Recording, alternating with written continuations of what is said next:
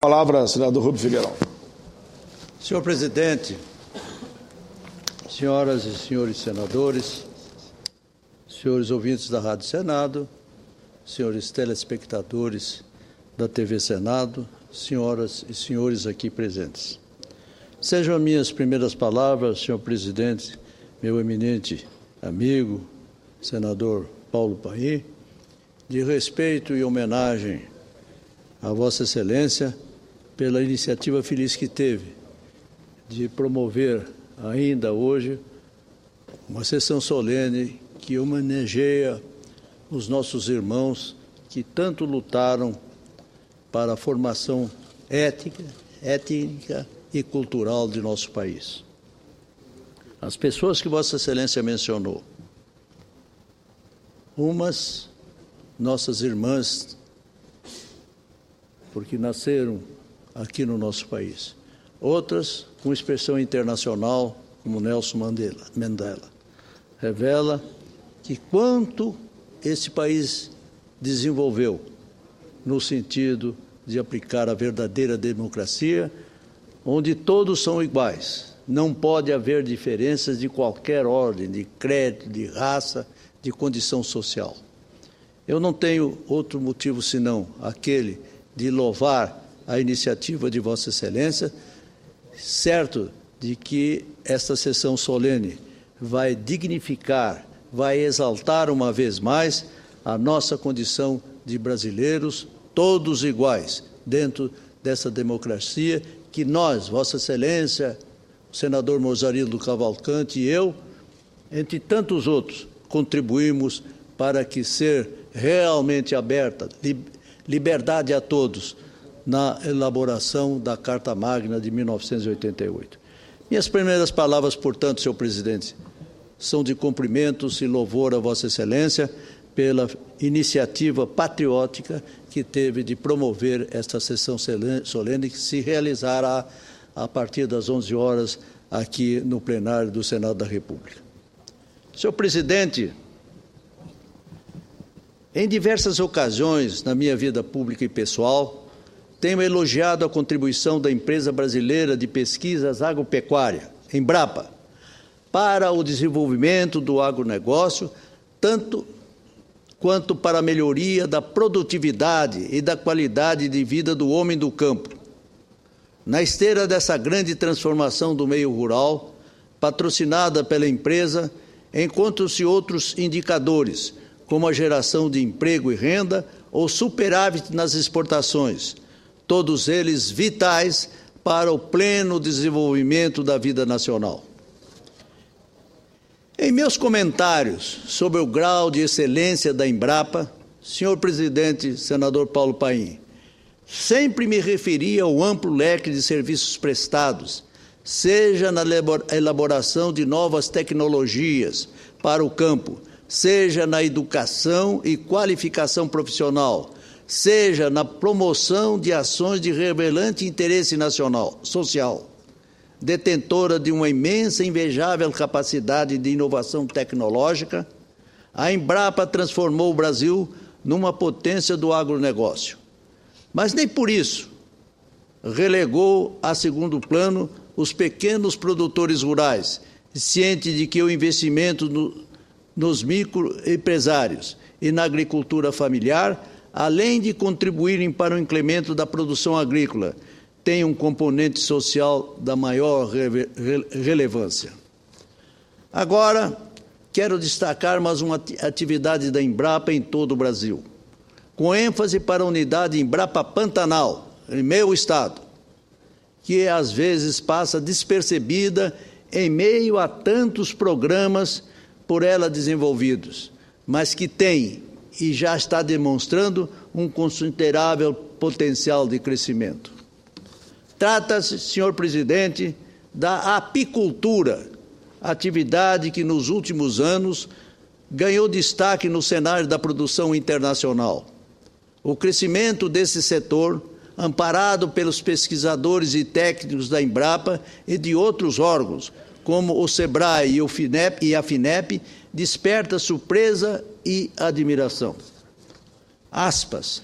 A agricultura nacional virou a página de uma história de produção incipiente e limitada ao consumo local.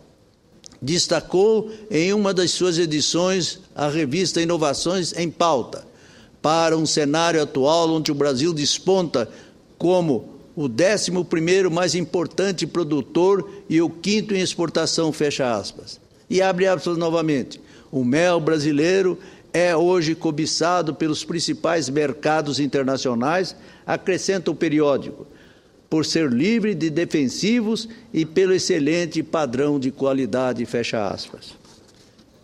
Esse salto, senhoras e senhores senadores, decorreu de circunstâncias variadas, como o embargo ao mel chinês, ocorrido há alguns anos, em consequência da contaminação da produção por antibióticos, não permitidos para o consumo humano, ou da crise que se instalou entre os apicultores americanos e europeus, com a quase diseminação de suas abelhas. Mas decorreu também da determinação dos 350 mil apicultores brasileiros e do apoio de órgãos como a Embrapa, que desenvolveu projetos como o de consolidação da apicultura para a geração de renda em assentamentos rurais. Ou ainda, o da apicultura como estratégia para a inserção do desenvolvimento rural sustentável em assentamentos de Corumbá, publicações que tiveram grande repercussão na área da tecnologia e da ciência. O fato, senhor presidente, é que nos últimos anos a produção apícola nacional triplicou, superando hoje o patamar de 40 mil toneladas anuais. Especificamente, em relação ao Pantanal, a apicultura representa um grande potencial econômico. Além de ser uma atividade de ciclo curto e de não exigir inversão de elevados capitais, a apicultura tem vantagens competitivas em relação a outras atividades econômicas, por ter baixo impacto ambiental, possibilitando a utilização permanente dos recursos naturais. O Pantanal apresenta ainda outra vantagem, que é a produção de mel oriundo de diferentes floradas silvestres. Para que essas vantagens pudessem ser bem exploradas, entretanto, foram necessárias muitas intervenções, como a orientação quanto às técnicas de manejo ou identificação e propagação de plantas apícolas. O que se constata, enfim, é que o Pantanal tem grande potencial para o desenvolvimento da apicultura, como destacou o portal cielo.br. O mel produzido no Pantanal tem excelente qualidade, aroma e sabor agradável e é oriundo das diversas floradas silvestres e isento de qualquer contaminante químico, podendo ser produzido em larga escala. A falta de conhecimento sobre a flora apícola e sobre o comportamento das abelhas africanizadas na região, assim como as técnicas de manejo das colmeias e a pouca organização do mercado, constitui as maiores limitações para o desenvolvimento da apicultura no Pantanal mato-grossense. Essas limitações, aos poucos, estão sendo superadas, com a colaboração dos técnicos e pesquisadores da Embrapa, que aposta no crescimento acelerado em todo o planeta do mercado de produtos alimentícios orgânicos. Essa, como vimos, é uma vantagem competitiva do Pantanal, pois a criação extensiva de bovinos e a agricultura de subsistência dispensam a utilização de substâncias químicas, cujos resíduos poderiam contaminar os produtos apícolas. Embora o Centro-Oeste não produza tanto mel quanto o Nordeste, o Sul e o Sudeste, suas perspectivas são alvissareiras. As perspectivas, aliás, são boas para todo o Brasil, não apenas pelo que o mel representa para a economia nacional, em termos de geração de renda, de emprego e de divisas, mas também pelo valor alimentício desse produto às populações. O brasileiro consome o mel e seus subprodutos, na maioria das vezes, por suas propriedades medicinais, especialmente no tratamento de afecções respiratórias. É importante que o brasileiro se conscientize de que o mel deve ser consumido também como alimento, visto que ele contém grande quantidade de açúcares, minerais, ácidos orgânicos, proteínas e vitaminas. Senhoras e senhores senadores, o Pantanal de modo geral, todo o território brasileiro apresenta condições especialmente vantajosas para a apicultura. Hoje, o Brasil já se firmou como um dos grandes produtores de mel e de seus subprodutos no mercado mundial, com potencial de crescimento ainda maior em curto prazo, graças, entre outras iniciativas, aos programas e às pesquisas desenvolvidos pela Embrapa. Sou, senhor presidente Paulo Paim, senador Paulo Paim, confessadamente um admirador da Embrapa, que faz da geração de conhecimento e da transferência de tecnologia um dos grandes pilares do desenvolvimento do Brasil. A empresa agora abre um importante leque para a dinamização da atividade apícola na grande planície pantaneira. Iniciativa, ressalto, praticamente movido pelo espírito pioneiro de um grupo de seus pesquisadores, o qual, esbarrando em obstáculos, antes intransponíveis na ausência de recursos suficientes para a empreitada, tem bravura para enfrentar a natureza inóspita, típica do Pantanal, imposta aos seus passos. Grupo que tem sabido edificar com dedicação e esmero, que só a inteligência dos pesquisadores contém, para construir uma diretriz hoje florescente como atividade interessante e econômica. Tudo porque a Embrapa Pantanal tem, no curso de sua existência, aberto horizontes para a racional utilização dos recursos naturais de um dos mais luxuriantes biomas do mundo. A Embrapa Pantanal vive muitos óbices para executar a sua extraordinária missão. Um deles é a carência de recursos para ampliar a pesquisa de campo, objetivando a ampliação do conhecimento do nosso imenso potencial que a planície pantaneira tem para oferecer à apicultura. Para finalizar, senhor presidente, é com grande indignação que critico a decisão do governo do Distrito Federal de utilizar uma área de 90 hectares da Embrapa Cerrados para projetos de assentamento. Ora, é inegável a importância do estímulo à pesquisa para impulsionar o desenvolvimento nacional. No entanto, o que estamos vendo na capital da República é o descaso com esta grande instituição nacional, que completou 40 anos em 2013. É lamentável a falta de visão estratégica e de preocupação com o futuro da Embrapa, patrimônio de toda a população brasileira. É óbvio que a aproximação de uma vizinhança estimada em 20 mil pessoas, com a concretização do novo assentamento, vai prejudicar os experimentos de campo da Embrapa Cerrados, sem contar que o GDF já disponibilizou outra área da instituição para a cooperativa de catadores de lixo do Distrito Federal e ainda tem projetos para construir quadras poliesportivas numa terceira área da empresa, ou seja, a Embrapa Nacional. De pedacinho em pedacinho, o governo local vai depauperando o patrimônio de uma instituição que tem como fim, primeiro, realizar pesquisas com vistas ao desenvolvimento sustentável e ao respeito desse importantíssimo bioma brasileiro que é o Cerrado. Encerro o meu discurso, senhor presidente, com esse protesto indignado em relação a esta visão, torpe visão, do meu ponto de vista, equivocada do governo do Distrito Federal. E me associo aos protestos levantados desta tribuna na última semana pelo eminente senador Rodrigo Hollenberg, o qual, com autoridade legítima de representante de Brasília nesta Casa, verberou com substância de argumentos a usurpação de uma área que, sob todos os títulos, deveria sempre pertencer a uma entidade nacional como é a Embrapa.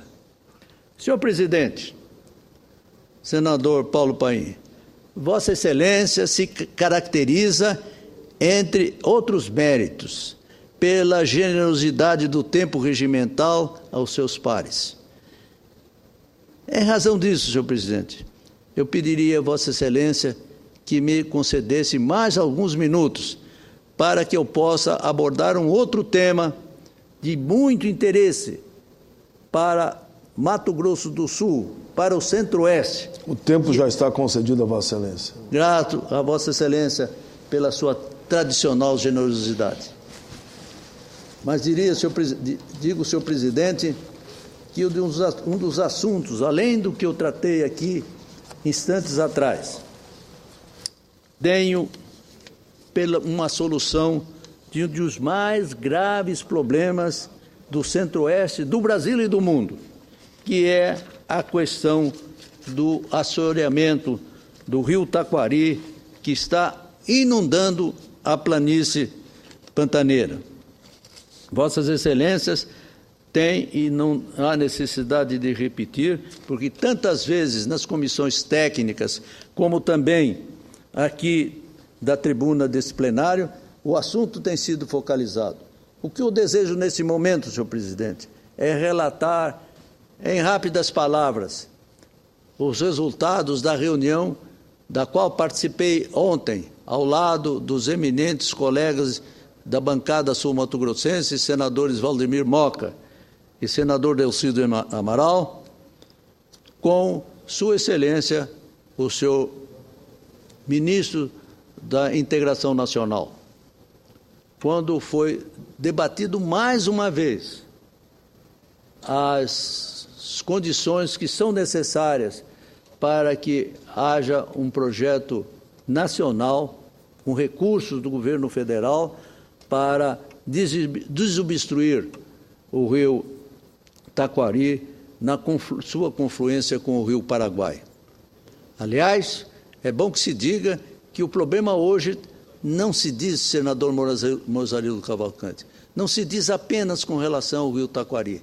Hoje, em razão do desinteresse governamental com relação ao rio Taquari, o problema se estende, inclusive, já ao rio Paraguai, que está na iminência de ter a sua navegabilidade prejudicada para a navegabilidade de grandes barcos. Sabem, Vossas Excelências, que o rio Paraguai tem uma tradição internacional.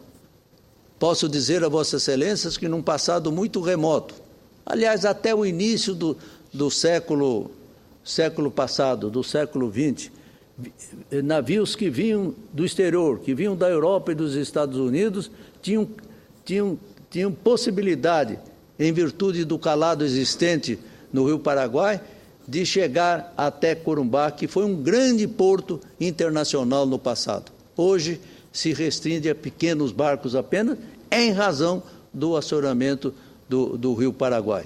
E também decorrente do que aconteceu com o rio Taquari. Mas volto ao assunto da entrevista com o senhor ministro da Integração Nacional.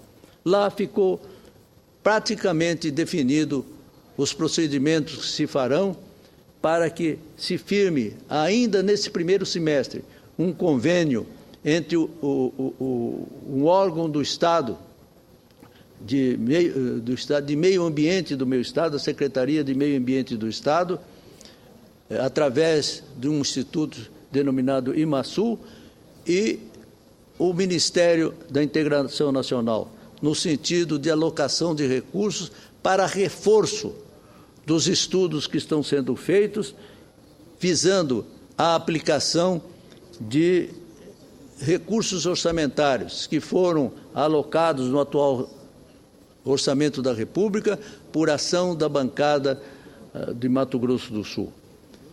Eu saí da reunião extremamente convencido de que agora nós tomamos o caminho certo para a solução desse tão grave e sofrido problema das populações de Mato Grosso do Sul, sobretudo daquelas populações que vivem na região do Pantanal e na sede do município de Corumbá. Senhor presidente, com esta esperança de que se poderá, a breve tempo, dar uma solução definitiva para a recuperação do rio Taquari, que, aliás, não sei se Vossas Excelências têm conhecimento, ele em virtude do assoreamento do rio, ele inundou uma área, as águas do rio Taquari inundou uma área de mais de 1 milhão de hectares, onde estavam apacentados mais de 3 milhões de reses bovinas, prejudicou a fauna e alguns assentamentos de pequenos produtores que viviam da pesca e da pequena agricultura para a sua manutenção e também para o abastecimento da cidade de Corumbá. São fatos, senhor presidente, que eu trago rapidamente aqui com relação ao rio Taquari, para que as populações da região do meu estado tenham conhecimento dos procedimentos realizados pelos senadores da República de Mato Grosso do Sul, repito, Decídio Amaral, Valdemir Moca, e com a minha modesta contribuição, para que este anseio que temos de resolver a questão do rio Taquari constitua realmente uma realidade. Senhor presidente, mais uma vez, ao concluir as minhas palavras, estendo a Vossa Excelência os meus agradecimentos pelo tempo que me concedeu. É o que tinha a dizer, senhor presidente. Tudo bem, senador Rubem Figueiredo, parabéns pelo seu pronunciamento. E nesse momento